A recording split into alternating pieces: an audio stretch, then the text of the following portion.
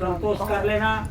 ये बात यदि मैं तेरे पास लौट कर न आऊं तो मुझे और घोर पाप लगेगा। जो बालक से छिपा करके मिठाई और पदार्थ कैसे होता है वह पाप मुझे होगा यदि मैं तेरे पास लौट करके न आऊं। और जैसा दूसरे के स्त्री के साथ गमन करने का अथवा विश्वासघात करने का, झूठ बोलने का, जीविका हरने का, धर्म विच्छेद, अपना धर्म के छोड़ करके दूसरा धर्म पर चला के, निज धर्म को छोड़ करके अपने धर्म को छोड़ करके दूसरे के धर्म अच्छे या बुरे का कर्म न कर सोच करके अधर्म करने पर ग्रहण करने का जो महापाप होता है वह पाप मुझे हो यदि मैं तेरे पास लौट करके न आऊं तब। और वेद निंदा से, वेद से जो पाप होता है वह भी पाप मुझे लगे।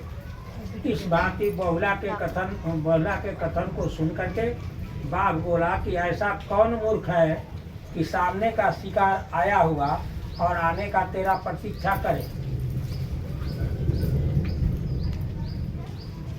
बैठे बैठे आने की प्रतीक्षा करे, ऐसा तो न देखा न सुना। निश्चित बात को छोड़ करके अनिश्चित का आसरा देखे। जिसने ऐसा किया उसने निश्चित को नष्ट किया, अनिश्चित तो नष्ट ही है। यह सुन करके बहुला गौ बोली कि हे बात, सत्य ही पृथ्वी का आधार है और सब सत्य ही करके स्थित रहता है। हे बाघ, अब तुम किसी प्रकार का संदेह ना करो, मुझे छोड़ दो। मैं अपनी शपथ कसम क्रिया खा करके अवश्य सत्य करूंगी और मैं यहाँ से जा करके बच्चे को लाड़ प्यार करके सहेलियों को सुपुर्द करके सहेलियों को सौंप करके शीघ्र ही आ जाऊंगी। यह सुन करके बाघ बोला कि हे बहुले, तेरे कहने पर नीति के विरुद्ध तो मैं विश्वास करता हूँ, तो शीघ्र ही जा करके बच्चे को दूध पिला करके बच्चों को प्यार करके सखियों को सौंप कर शीघ्र ही आ जाना। तब तक मैं तेरी राह देखता हुआ यहाँ स्थित रहूँगा।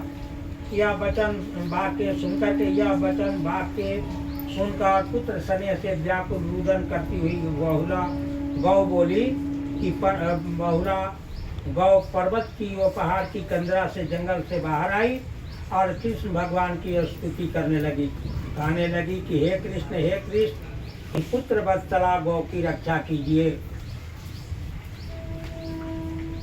हे जनार्दन भगवान, हे कृष्ण भगवान, जो मैंने प्रतिज्ञा की है